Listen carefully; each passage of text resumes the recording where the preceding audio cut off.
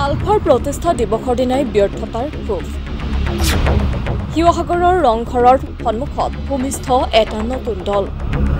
আলফাৰ প্ৰতিষ্ঠা দিৱসৰ দিনাই আলফাৰ প্ৰতি উজাৰিলে ক্ষোভ আলফাৰ প্ৰাক্তন সদস্যসকলে তেওঁলোকৰ এসময়ৰ সতীৰ্থ তথা শ্বহীদসকলৰ স্মৃতিত এগছি বন্তি জ্বলাবলৈ সময় নোপোৱাক লৈ ক্ষোভ শিৱসাগৰৰ এজন সচেতন ব্যক্তি প্ৰাঞ্জল ৰাজগুৰুৰ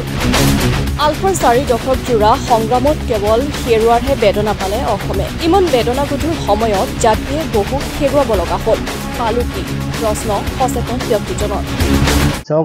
অসমৰ জাতীয় জীৱনৰ ইতিহাসত 7 এপ্ৰিল তাৰিখটো অতি গুৰুত্বপূৰ্ণ 1979 চনৰ 7 এপ্ৰিলৰ দিনাখন ঐতিহাসিক ৰংঘৰ বাকৰিত স্বাধীন অসমৰ সপোন বুকুত বান্ধি এছাম তৰুণে সংযুক্ত মুক্তি বাহিনী অসমৰ জন্ম দিছিল আজি 4.5 দশক তাৰমানে 45 বছৰ অতিক্ৰম কৰিলে সংযুক্ত মুক্তি বাহিনী অসমৰ প্ৰধান ফৈদটোৱে কেন্দ্ৰীয় চৰকাৰ ৰাজ্য চৰকাৰ ত্ৰিপাক্ষিক চুক্তি হ'ল অলপতে আৰু তেওঁলোকে তাৰ পিছতে এই সংগঠন ভংগ ঘোষণা কৰিলে আনহাতে পৰেশ বৰুৱা সেনাধ্যক্ষ পৰেশ বৰুৱা ডাঙৰীয়াৰ নেতৃত্বত আলফা স্বাধীন গোটটো সক্ৰিয় হৈ আছে কিন্তু এই দুয়োটা গোটৰ আজি 45 বছৰীয়া সংগ্ৰামত আমাৰ অসমৰ জাতীয় জীৱনৰ কাৰণে অকল হেৰুৱাৰহে বেদনা দেখে আজি আমাৰ দেখা গ'ল যে সামৰিক অসামৰিক মানুহ পুলিচৰ মানুহ আৰু আমাৰ জেনেৰেল মানুহ আৰু বিপ্লৱী সংগঠনৰ নেতা যুৱক এই সকলো আজি দীৰ্ঘ 25-30 বছৰ ধৰি পেলাই প্ৰায় আপোনাৰ চৰকাৰী হিচাপত 15,000 আৰু আমাৰ বেচৰকাৰী হিচাপত 42,000 মানুহ এইখন অসমত মৃত্যুবৰণ কৰিলে বোমা বিস্ফোৰণত কোন কেনেকৈ মৰিলে কিছুমানৰ আজিলৈকে চিনাক্তকৰণো নহ'ল ইমান এটা বেদনাগধুৰ অৱস্থাত আমাৰ জাতিয়ে হেৰুৱাবলগীয়া হ'ল কিন্তু আমি পালোঁ কি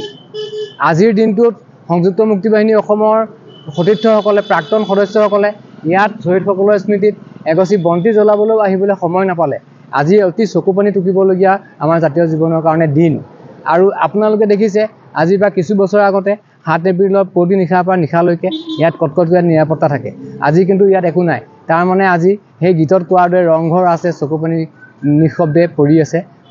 আমাৰ জয়া তীৰ্থ পৰি আছে চকুপানী জাতীয় জীৱনৰ এই কৰুণ অৱস্থা প্ৰতিটো ৰাজনৈতিক দল আমাৰ দেশৰ তেখেতলোকে আমাৰ দুখীয়া শ্ৰেণীৰ ৰাইজৰ কাৰণে লৈ পেলাই সদায় পাশাক খেলি আহিছে অসমৰ জাতীয় জীৱন আৰু ভাৰতৰ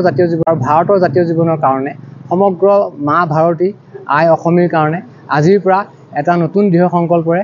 আমি এটা দল গঠন কৰিবলৈ চেষ্টা কৰিছোঁ আৰু এই দলৰ প্ৰথম শুভাৰম্ভণি আজি প্ৰাণ প্ৰতিষ্ঠা কৰিছোঁ আপোনালোকে দেখিছে পবিত্ৰ প্ৰাণ প্ৰতিষ্ঠা সংস্থাপনা দিৱস নিখিল অসম নব্য জনগণতান্ত্ৰিক সমাজবাদী